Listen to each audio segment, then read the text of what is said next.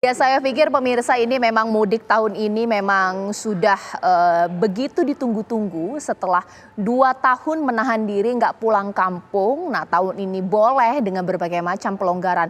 Ibaratnya mudik balas dendam seperti itu pemirsa.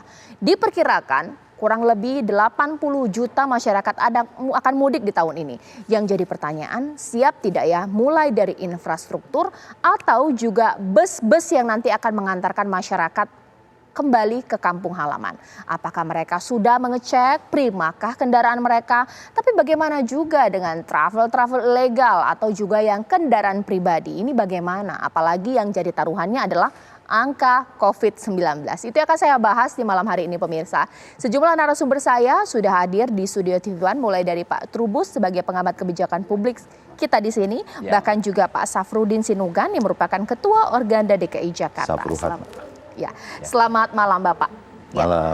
Dan saya juga telah tersambung pemirsa dengan Pak Abraham Wirotomo, tenaga ahli utama KSP. Selamat malam Pak Abraham. Selamat malam, selamat berbuka puasa. Ya, saya juga sudah melihat ya Pak Diki Budiman, ini epidemiolog Griffith University. Selamat malam Pak Diki. Selamat malam Caca, selamat malam semuanya. Ya, mungkin pertama kali saya ingin ke Pak Abraham. Pak Abraham, sebenarnya ini bagaimana sih pemerintah akan menyikapi mengenai mudik di tahun ini? Karena masyarakat selain memang animonya besar, ini juga semacam taruhan dari pemerintah. Jikalau berhasil dalam penanganan COVID-nya, pasti bagus. Ini akan jadi poin yang besar untuk pemerintah. Dan juga antisipasi kemacetannya Pak, mengingat 80 juta nih masyarakat yang mau mudik rencananya di tahun ini. Bagaimana Pak? Ya, terima kasih Mbak Caca. Jadi pemerintah dengan sangat hati-hati dan mendalam dengan berbagai kajian. Jadi kenapa pemerintah bisa bersiap dengan baik? Karena pemerintah secara terus-menerus melakukan survei, Pak. Jadi survei terkait dengan potensi mudik ini tidak hanya dilakukan sekali.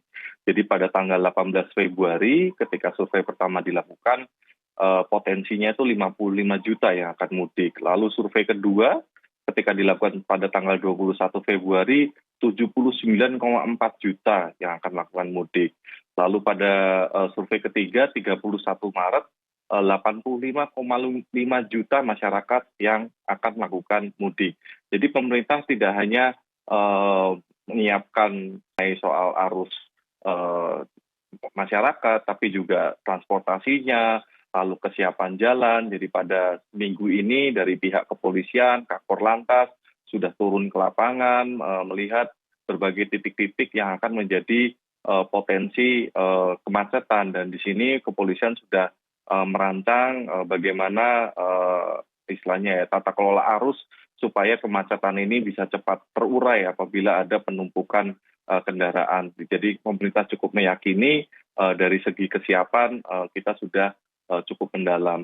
Lalu berikutnya kenapa pemerintah yakin membiarkan masyarakat untuk bisa mudik, karena ternyata dari berbagai indikator epidemiologi menunjukkan bahwa kondisi pandemi ini sudah mulai terkendali. Salah satunya yang kita lihat adalah dari angka reproduction rate yang sudah di angka 1. Lalu kalau kita lihat angka kasus saat ini per 2 April, kita lihat data mingguannya itu turun 43% di angka 3.000-an. Angka kematian turun 30%, lalu positivity rate sekarang sudah tinggal 3,92%, dan bor atau kapasitas rumah sakit sudah sangat aman hanya di angka 8%. Selanjutnya pemerintah juga sebenarnya sudah melakukan namanya studi serologi yang menunjukkan antibodi dari masyarakat itu cukup tinggi. Salah satunya berkat keberhasilan dari program vaksin. Kalau kita ketahui bahwa yang masyarakat yang sudah divaksin dosis kedua itu 160 juta, tentu ini bukan PR yang mudah, ini berkat kerjasama gotong royong dari tokoh agama, dari TNI Polri, BIN, BKKBN, seluruhnya semua bergotong royong dan bekerja supaya pandemi ini bisa terkendali sehingga masyarakat bisa mudik dan aman. Jadi harapannya mudik sehat dan mudik itu selamat, Mbak. Pak Safruhan, Pak Saf, ini pasti sudah ditunggu-tunggu oleh Organda dan juga para PO-PO bus. Akhirnya mudik diperbolehkan. Tapi siap nggak ya mengingat ini sudah 2 tahun nih vakum ini, bagaimana? Jadi kalau kita ini, ya karena memang itu main bisnis kita ya, jadi kita selalu siap. Gitu. Kalau kita sebut kita tuh udah selalu siap pesta. Nah yang menjadi perhatian kita itu mungkin ini juga harus menjadi perhatian pemerintah ya Pak Trubus, bahwa kalau bus akap, karena kita memang selama pandemi pun bus akap kita beroperasi, sehingga kontrol terhadap armadanya pun bisa berjalan. Yang kami khawatirkan adalah bus-bus pariwisata, karena hampir 100% bus pariwisata selama pandemi corona ini dia off, stuck sama sekali. Nah ini yang menjadi perhatian. Apalagi di beberapa medsos kita lihat ada program-program dari bus pariwisata ini, program mudik gitu ya. Jadi Mudik gratis maksudnya? Oh enggak, bayar. Oh, bayar. Jadi itu beberapa titik di wilayah Jabodetabek itu jemput. Misalnya satu operator bus pariwisata dari, katakanlah dari daerah Jawa Tengah gitu ya. Nanti ada titik jemputnya di Bogor, di Tangerang, di Bekasi, di Depok, di Jakarta gitu. Nah, kalau berdasarkan data itu ada 47% bus pariwisata itu mereka selama 2 tahun tidak memperpanjang izin KP, kartu pengawasan. Kemudian tidak juga dikir. Yang kita khawatirkan justru armadanya tidak siap pesta gitu. Iya kan? Nah, kalau kita ngomong siap pesta, itu kan berarti sarananya siap, SDM-nya juga siap. Gitu. Makanya kita nanti tetap kita melakukan koordinasi dengan Dinas Kesehatan pada saat beroperasi gitu. Artinya awak angkutan kita harus benar-benar sehat gitu. Ya itu yang kita jaga. Oke, mungkin sekarang saya ke Pak Diki dulu. Kalau Pak Diki secara ilmu epidemiolog, baru kita juga tahu ini kita belum berakhir ini ya COVID-19. Mengingat 80 juta nih masyarakat Indonesia akan bermobilisasi atau ada mobilitas 80 juta orang. Secara ilmu epidemiolog ini baik tidak sih Pak? Akankah ada lonjakan kasus nanti yang sebuah keniscayaan atau bagaimana? Ya, pertama yang selalu harus saya ingatkan bahwa pertama pandemi kita ini belum berakhir ya. Artinya situasi kritis itu sebetulnya belum berakhir dan fase akut dari pandemi ini batasannya di 70% dari total populasi dunia itu divaksin. Nah, itu dua dosis. Dan itu artinya belum pada level dunia ataupun pada level nasional.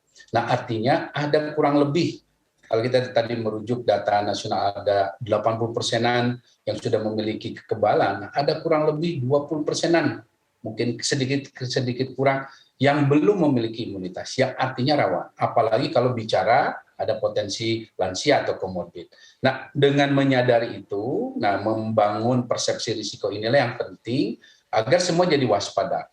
Bukan bahwa artinya tidak boleh mudik. Sebetulnya dengan modal tadi sampaikan Pak Abraham, betul kita akan jauh relatif lebih aman dibanding 2 lebaran sebelumnya. Tapi ya belumlah kalau disebut benar-benar aman. Kalau ditanya apakah ada potensi lonjakan, tentu ada. Tentu ada, saya tidak bisa mengatakan tidak ada. Tapi potensinya moderat. Potensinya lebih kecil dibandingkan 2 lebaran sebelumnya. Asal kita semua sama-sama disiplin ya. Sebagai contoh gini, karena gini membaca saya, kebetulan saya juga mudik nih, saya sudah di Bandung. Nah kalau kita disiplin nih, saya sejak dari Australia nih, saya pastikan saya mendapat 3 dosis, saya sudah dapat booster, saya PCR test. Nah rangkaian itu termasuk selama perjalanan, bahkan hampir lebih dari 12 jam saya terus memakai masker.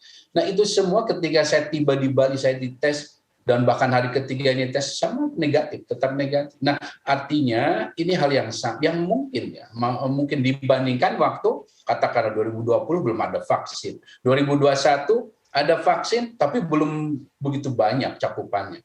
Nah, dengan cakupan yang saat ini kita miliki, modal imunitas ya tentu akan lebih baik. Tapi kuncinya sekali lagi di kedisiplinan itu. Adanya kriteria yang sudah ditetapkan pemerintah sudah tepat. Namun ini tentu dalam pelaksanaannya ini yang harus kita lihat efektivitasnya ya, dan konsistensinya ini yang harus dijaga. Namun sekali lagi bahwa dampak dari adanya mobilitas yang tinggi tentu sangat erat dengan risiko adanya penularan. Nah oleh karena itu saya kira pemerintah daerah juga tidak berhenti. Jadi ini nggak berhenti di arus mudik Mbak Caca ya, tapi di ketika dia sudah sampai di tujuan, pemerintah daerah itu harus juga memastikan warganya yang baru dapat 1 dosis segera beri 2 dosis. Warganya yang 2 dosis ternyata belum booster segera beri, sehingga arus balik itu risikonya semakin menurun. Jadi ini yang saya sarankan. Dan sekali lagi tentu kembali ya dalam keberhasilan tadi disampaikan mudik aman selamat ini harus kembali pada membangun literasi semua pihak. Mau itu penyelenggara fasilitas mudiknya, dalam ini Organda dan lain sebagainya, termasuk terutama penumpangnya ini, yang artinya mereka sudah mulai dari sejak rumah, pastikan bahwa sudah divaksin. Jadi kriteria-kriteria itu yang harus dipenuhi. Karena ini kalau menyadari ini untuk diri kita dan keluarga yang kita tuju, tentunya akan mengurangi risiko.